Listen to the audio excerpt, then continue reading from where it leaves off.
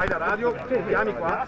Bene, mamma, ripeto, vigili del fuoco, verifica preliminare. Quartiere Pini, a Torre di Quartesolo, vigili del fuoco, protezione civile sono al lavoro. L'acqua che prima invadeva le strade del quartiere allagato da domenica pomeriggio dopo la rottura della roggia Caveggiara non c'è più.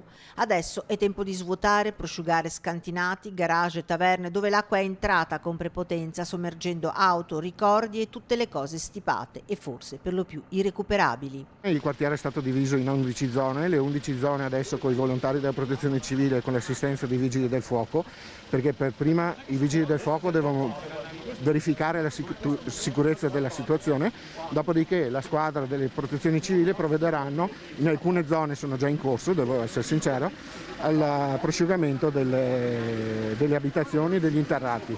Poi partirà quella che noi chiamiamo la fase 3, che è la fase di pulizia e svuotamento del tutto. Il tutto sotto una pioggia battente che non accenna a diminuire. Dalle case escono tubi più o meno grossi, come anche da qualche azienda che ha il magazzino interrato. Si piazzano le pompe che devono far uscire l'acqua. Palazzine e case a ridosso dell'argine che hanno l'acqua che invade tutto il piano interrato come un lago, mentre la pompa spinge l'acqua fuori. I tombini, tutti aperti, sembrano faticare a contenerla.